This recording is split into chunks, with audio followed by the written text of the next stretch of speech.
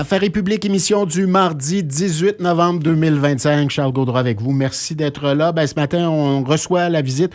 Désormais, il faut l'appeler ainsi, la députée indépendante de La Porte. Elle fut à une certaine époque députée caquiste. Vous connaissez un peu l'histoire, j'imagine, au cours des dernières semaines. Ça fait du bruit, ça fait réagir beaucoup, beaucoup. Isabelle Poulet, bonjour. Bonjour, merci de l'invitation. Merci d'avoir accepté. On a eu peur de ne pas vous avoir la semaine dernière, puis finalement, vous êtes là devant moi. Donc, voici. Comment allez-vous d'abord et avant tout? Ça va très, très bien. Merci beaucoup. Ça a été un tremblement de terre, là, en ce qui vous concerne. Je me suis sentie comme sur une plateforme de bungee qui se laisse aller dans le vide. Et la corde de sécurité, c'était mes valeurs. Okay. Et j'étais depuis... très bien. J'ai eu que des appuis. J'ai eu beaucoup de témoignages positifs de gens qui m'appuyaient. À l'extérieur de votre parti? Parce que dans votre parti, dans votre ancien parti. Oui, de citoyens de ma circonscription. Oui. J'ai beaucoup de gens qui sont venus me voir, des gens que je ne connaissais pas, qui m'ont pris dans leurs bras, serré les mains, m'ont fait des cœurs avec les doigts, lâchez pas. Dans la porte, ça, à Greenfield Park? Dans la porte, oui, partout. J'ai eu un commerçant hier de Saint-Lambert qui m'a téléphoné pour me dire « Lâche pas, Isabelle, je suis avec toi, continue à dire qu'est-ce que tu as à dire. » Je m'attendais tellement pas à toutes ces appuis-là. Moi, je voudrais remercier, je profite de l'occasion pour remercier les citoyens de La Porte, justement, pour leur appui, leur témoignage. Ça me fait chaud au cœur. Voilà, donc les gens de La Porte donc, qui vous ont parlé. Vous avez, ce sont eux, si j'ai bien compris, qui vous auraient demandé à un moment donné, va voir du côté des libéraux, parce que traditionnellement, c'est libéral, La Porte. Au lendemain de mes élections, on le sait, là, vous l'avez dit, c'est un comté qui est historiquement libéral. Je suis entourée de libéraux depuis le lendemain de mes élections. Alors, je parle aux libéraux. Oui, ils sont là. Je les salue. On me dit, bon, mais Isabelle, tu es toujours sur le terrain.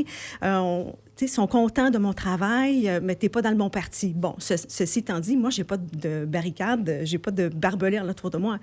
Oui, je parle aux libéraux, ils font partie de ma circonscription, ils sont là. Alors, moi, j'ai des belles relations avec eux autres. On s'entend bien, ça va bien. J'ai Greenfield Park, mais c'est aussi une partie de Saint-Lambert aussi. La Porte, puis vous le savez, j'ai fait une partie de loi, j'ai fait un projet de loi pour changer le nom de la circonscription pour Pierre-Laporte. Ça va être effectif lors de la prochaine campagne électorale. Alors, la circonscription, c'est Saint-Lambert, c'est Greenfield Park, c'est Le Moine, le quartier de la Flèche, une partie aussi de Brassard, les P et les V. Okay. Alors, c'est 20 km². Bon, c'est un petit comté. On pourrait revenir sur ce qui est arrivé, évidemment, parler avec M. Legault, parler avec M. Rodriguez également, mais parlons du présent aussi, parce que vous êtes désormais indépendante, et puis il y a des gens peut-être qui se posent la question, qu'est-ce qui change exactement? Quand on va vous voir dans le bureau de comté, les dossiers qui étaient là, qui étaient en marche, est-ce qu'ils sont tassés parce que c'est plus le parti au pouvoir qui est là? Est-ce que c'est comme un changement de garde? Votre équipe est-elle toujours là également? Est-ce qu'il y a des choses fondamentalement qui changent? L'équipe est toujours là, je tiens à vous rassurer. On travaille toujours fort. Le mandat, c'est de représenter les citoyens de La Porte à l'Assemblée nationale. Et je suis toujours privilégiée de le faire, puis je vais continuer à le faire. Je suis présente sur le terrain, puis je vais continuer à l'être. Je voudrais rassurer justement le micro, là, je suis contente d'être ici pour rassurer la population de La Porte que je demeure députée de La Porte. Et j'ai les coups des franches, je vais pouvoir voter, déposer des projets de loi, je vais pouvoir poser des questions au gouvernement. Et qu'est-ce que je m'attendais vraiment pas, c'est la semaine dernière, j'ai rencontré le secrétaire général de l'Assemblée nationale et d'autres directions de l'Assemblée nationale. On est tellement pris en charge, accompagnés. Et je me suis dit, mon Dieu, j'aurais dû faire ça bien avant parce que c'est vraiment agréable d'être indépendante parce qu'on a les coups des franches. On peut participer à plusieurs commissions parlementaires, on peut poser toutes sortes de questions. C'est vraiment agréable. Mais qu'est-ce que vous entendez, Mme Poulet, par j'aurais pu le faire avant? Il y avait déjà des différences avec le parti, avec la CAQ, avant même le projet de loi 2? Je reviens à ma déclaration que j'ai faite, que j'ai publiée au lendemain de ma démission. Le projet de loi 2 a cristallisé ma décision. Donc, il y avait déjà quelque chose? J'avais, oui, des insatisfactions, mais je suis une personne d'équipe et je suis résiliente. Alors, j'ai continué, mais là, le PL2, non, là, c'était comme la goutte. Et qu'est-ce qui s'est passé quand il y a eu le bâillon? On nous a remis le projet de loi. Il était 9h13, un document de 113 pages, très technique, juridique. Et étant donné que j'étais un membre de la commission des services sociaux, santé et services sociaux, on m'a demandé, est-ce que tu veux débattre aussi, présenter tel discours? Bien sûr. Alors, je fais le discours et je termine en disant, nous ne lâcherons pas. Et par la suite, je vote pour. Parce que ma ligne directrice, c'est à ma confiance envers le ministre de la Santé. Oui. Par la suite, on a entendu plein de choses dans les médias, plein de choses qui ont sorti. Puis là, je me suis dit, c'est pas vrai, j'ai voté pour ça. J'étais vraiment... Des choses qui n'avaient pas été dites en chambre? Il y a des choses, c'était des grands pans, parce qu'il ne fallait pas rentrer dans les détails du projet de loi pour pas qu'il y ait un outrage à l'Assemblée nationale. Alors, on avait des grandes lignes, mais quand on arrive avec les détails, et qu'est-ce qu'on entend aujourd'hui dans les médias, les médecins et tout ça qui sont fâchés, irrités, en colère, je me dis, mon Dieu, moi, j'ai voté pour ça. Alors qu'un gouvernement doit être rassembleur, il ne devrait pas diviser la population. Il y avait les étudiants qui étaient ils n'avaient pas leur cours. Moi, je pense qu'on aurait dû régler ce volet-là et continuer pour parler avec les médecins, même si ça faisait plusieurs mois que ça fonctionne. Tu sais, il y avait de la médiation et tout ça, puis là, ça va choper. Mais je pense qu'on veut revoir le système de santé. Le statu quo n'est plus possible. Le remède qui a été proposé, j'y adhère pas, mais c'est un projet de loi le système de santé doit être vu et fait ensemble avec les médecins. Et c'est pas ça qui arrive. Ils voulaient vraiment dire, ben, c'est comme ça que ça va fonctionner et mettre ça dans les dents. Là. Je m'excuse de le dire de cette façon-là, mais j'adhère pas au remède proposé. C'est pour ça que j'étais vraiment pas en accord. Ça répondait pas à mes valeurs. Sans vous compromettre, sans trahir qui que ce soit, quoi que ce soit, est-ce qu'à l'intérieur du parti, il y a des gens qui pensent comme vous, à l'intérieur du parti? J'irai pas jusque-là. J'irai pas jusque-là. Ça regarde mes anciens collègues, alors je veux pas aller jusque-là.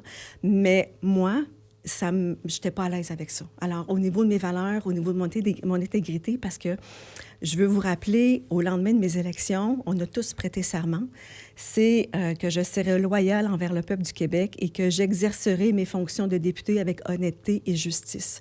Et là, ça ne cadrait pas du tout avec mon serment. C'était la justice qui était touchée? C'était toutes mes valeurs, que je sois loyale envers le peuple québécois. Puis là, je vois que ça divise, ce projet de loi divise la population, alors qu'on devrait être un gouvernement rassembleur. Alors moi, je demande à ce que toutes les parties reviennent sur la table de négociation. Il faut régler cette situation-là. En Outaouais, il y a des médecins qui démissionnent. Là, on a vu les pédiatres sortir en fin de semaine. Mon Dieu, quand est-ce que ça va arrêter? Moi, je veux pas que les médecins quittent. Je veux qu'ils restent. Alors, on peut-tu trouver une façon, une voie de passage pour régler la situation? Il y a quoi, au-delà d'1 million de personnes qui, semble-t-il, n'ont pas de médecin de famille au Québec? Il y a 1,5 million, dont 200 000 personnes qui sont vulnérables. Là.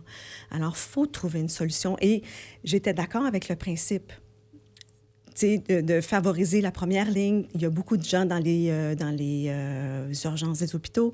Alors, il faut revoir le système de santé. J'étais d'accord avec le principe du projet de loi que les citoyens aient accès à un médecin ou à un professionnel de la santé, mais on voit que ça ne fonctionne pas. On voit qu'il y a beaucoup d'insatisfaction puis de colère.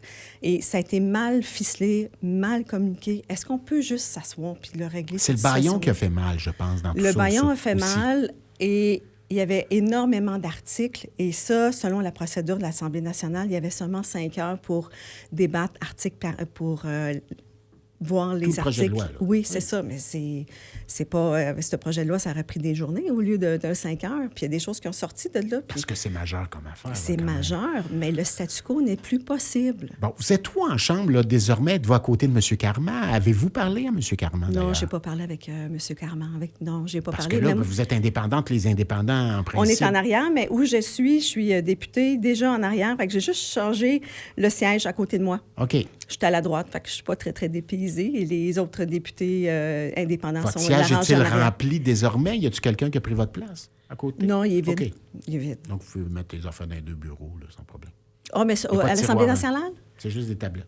C'est un siège. OK, tout simplement. Siège est vide. OK. OK. Ouais. Donc, dans la porte, les gens vous disent quoi? Vous dites, les gens viennent vous voir, vous dites bravo, bravo, on lâche pas, mais est-ce qu'il y en a qui vous, quand même, ont des inquiétudes par rapport à ce projet de loi 2, puis du fait aussi que vous soyez rattaché à aucun parti? On vous dit quoi dans la porte?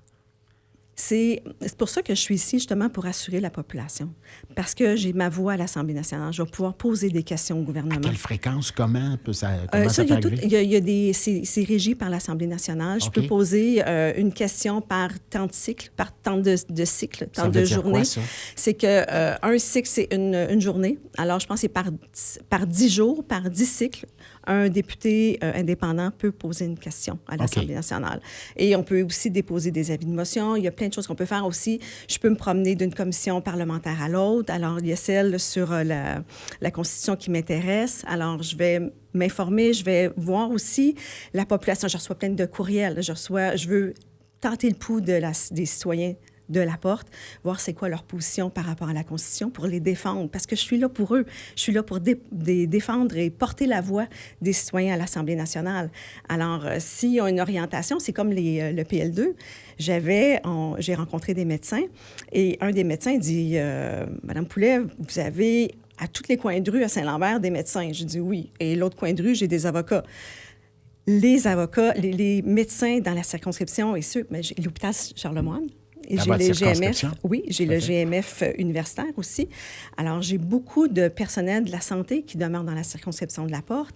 Ils sont fâchés. Et moi, je me devais de porter leur voix à l'Assemblée nationale. Donc, c'est ce qui vous motive en disant, j'ai bien du personnel en santé, dans le domaine de la santé, dans ma circonscription. Je les représente en quelque sorte. Je les représente, ils sont déçus. Leur porte-voix. C'est ça, je suis leur porte-voix. Ils m'ont élu sur une bannière. Mais avant tout, comme je vous ramène à mon serment, je suis là pour le peuple, être loyal envers le peuple du Québec. Mes gens de ma circonscription, je les représente à l'Assemblée nationale. Je les représente fièrement. Je me sens honorée de le faire, puis je vais continuer de le faire aussi. Alors, je dois porter leur voix à l'Assemblée nationale, les dossiers, puis j'invite les gens aussi à venir me rencontrer au bureau sur invitation, sur rendez-vous plutôt, et qui me fassent part de leurs enjeux pour que je les amène ensuite à l'Assemblée nationale. Donc, bureau de comté au même endroit. Il n'y a rien qui a été déchiqueté. Il n'y a pas personne qui est venu chercher des hommes en noir, venus chercher des mallettes. Mais il ne faut pas oublier que le bureau appartient à l'Assemblée nationale. Okay. Le téléphone, les ordinateurs, ça appartient à l'Assemblée nationale. Okay. Ça appartient à l'Assemblée nationale. Alors... Ça a-tu tiraillé? Y a-tu du monde qui dit tel dossier, on veut les rapatrier? Puis est-ce que ça a tiraillé un petit peu en venant de la CAQ? Non? Pour rapatrier des dossiers, non. Okay. Et un des dossiers, justement, que je vais continuer à porter, c'est celui sur le sommet alimentaire. En octobre 2024... Qui était une de vos idées, d'ailleurs. Hein? Oui, je l'ai initié. Oui, c'était organisé par le Pôle de l'économie sociale de l'agglomération de Longueuil avec l'équipe de David Méjeau. On a échangé là-dessus à quelques reprises. Oui, exactement. Oui. Alors, je vais continuer à porter ce dossier-là parce que c'est mon cheval de bataille. Et on a tous les 125 députés, on a tous un budget de soutien à l'action soutien à l'action bénévole. Okay, ouais. Et moi, j'ai décidé l'an dernier de réserver 50 de ce budget-là au soutien alimentaire au niveau des organismes communautaires qui donnent directement à manger, que ce soit des paniers de Noël ou des paniers à toutes les semaines, là, à ces organismes-là parce qu'ils en ont besoin. Parce que l'augmentation, là, il y a toujours une augmentation. Malheureusement, j'aimerais ça que ça soit en diminution, mais ça va en augmentation. Ouais. Donc, alors, la 50 conjoncture actuelle fait en sorte que c'est comme ça, hélas. C'est ça. Alors, le budget de cette année 25-26 et celui de 24-25, 50 de mon budget allait directement aux organismes communautaires en soutien alimentaire. Alors, c'est mon cheval de bataille. Je vais continuer. Et suite au sommet alimentaire, il y a eu un comité qui a été formé et ils ont travaillé sur un plan d'action. Le plan d'action a été remis à ceux qui étaient présents. Il y avait 200 personnes lors du sommet alimentaire là, qui couvraient toute la Montérégie, de Sorel à Vaudreuil. Vous étiez venu en reparler par la suite avec David Miljo. Il y avait un rapport qui était sorti de ça. Alors, le plan d'action a été déposé et là, on va regarder là, pour la suite des choses au niveau communicationnel. Parce que qu'est-ce qui avait ressorti? C'est le PLAT, P-L-A-T, le pôle logistique alimentaire territorial. Alors, comment le mettre en place? Comment mieux servir nos organismes communautaire, au niveau d'aller chercher la nourriture, de la distribution, de la transformation. On parle de Montérégie. On parle de Montérégie. Alors, on en est là. C'est intéressant comme idée, ça. Il faut donner à manger à plus de gens possible. Ce sont des dossiers qui ont avancé, ça? Oui, ça a avancé. Oui, ça a avancé. Ça a avancé parce que là, le plan d'action a été déposé. Alors, on a eu une réunion la semaine passée et là, c'est la suite des choses. Fait qu'il faut vraiment mettre ça en place avec le pôle de l'économie sociale qui sont vraiment solides. Et je tiens à remercier l'équipe du pôle de l'économie sociale, David Méjour et toute son équipe là, qui ont fait un travail extraordinaire. Rassembleur aussi auprès de tous ceux qui étaient sur le comité, des gens devenus de tous horizons partout à Montérégie. C'est votre cheval de bataille, ça, oui. beaucoup. Hein? Oui. Dites-moi, on vous associe souvent à Suzanne Roy. Hein? Donc, est-ce que vous avez pu lui parler à Mme Roy depuis que vous avez quitté? Non, je n'ai pas parlé avec Mme Roy. Volontairement ou de part et d'autre, ou on vous associe à tort à Suzanne Roy? Vous êtes... À tort, non. C'est parce que j'ai travaillé quand même 17 ans avec Mme Roy. C'était ma mairesse. Je faisais partie de son équipe. Puis on disait que c'est son mentor en quelque sorte. Est-ce que c'était vrai que de penser ça, non? Non, c'était une collègue de travail. Okay. Et là, j'ai pas eu l'occasion de reparler avec Mme Roy depuis 2 semaines. OK. Votre avenir politique, Isabelle Poulet, c'est quoi? Évidemment, on s'en va vers des élections l'an prochain. Est-ce que vous êtes en réflexion? Vous dites, je termine et puis je me représente comme indépendante. Évidemment, le Parti libéral, on a compris, là, M. Rodriguez, qui d'ailleurs, ça a surpris tout le monde, qui parle de vous sur la place publique. Ça se fait pas souvent, ça se voit pas souvent. Donc, c'est quoi votre avenir politique la prochaine année? On va y aller au jour le jour. Là, aujourd'hui, je suis indépendante. Alors, je vais continuer. J'ai mon mandat qui se termine en octobre 2026. Il faut de toute façon vous vivre au jour le jour. Okay. Alors, je vais continuer à représenter les citoyens de la Porte. Je fais mon travail à titre d'indépendante. Je ne suis pas rendue ailleurs. Okay, là. Donc, la réflexion viendra après. Non, vous êtes là dans... Non, parce que là, il y a beaucoup de transformations. Il y a une transition à faire aussi avec l'Assemblée nationale, avec les équipes aussi au bureau. Alors, je suis dans une période de transition, mais je ne suis vraiment pas rendue là. J'ai mon travail de députée. Et j'invite les gens à venir me rencontrer, à prendre rendez-vous. Ça n'a pas changé. Même numéro de téléphone, même adresse. Même numéro de téléphone. Puis je vais continuer à être présente comme je l'ai toujours été. Puis les gens me le disaient, je pense que je vous l'ai dit tantôt, là, les gens me disent, mon Dieu, Madame la députée, on vous voit partout. Bien, je vais continuer à être partout parce que j'aime ça. On voit même plus si ça se trouve. Je vais continuer à être présente, c'est sûr, parce que j'aime ça. J'aime le contact des gens. Okay. Alors, je vais continuer à être présente. Puis les gens vont pouvoir venir me voir aussi au bureau, puis on va échanger. Ben voilà. Donc, merci beaucoup, Isabelle Poulet, désormais députée indépendante de la Porte. Vous êtes combien d'indépendants au Parlement? On est quoi, 5? 5 indépendants. Ouais, donc, je pense. Vite, là, de mémoire, il y a le député d'Abitibi, il y a Rimouski, il y a Saint-Jérôme, il y a Taillon et moi-même. Ben voilà. Donc, merci infiniment de votre visite. Donc, Isabelle Poulet, députée indépendante de la Porte. À une prochaine. Merci beaucoup de l'invitation. Merci à vous qui nous écoutez. Ainsi se termine notre émission. Donc, si vous voulez éventuellement récupérer cette entrevue, ce sera possible de le faire dans les prochaines minutes en allant tout simplement sur notre site fm1033.ca. FM 1033.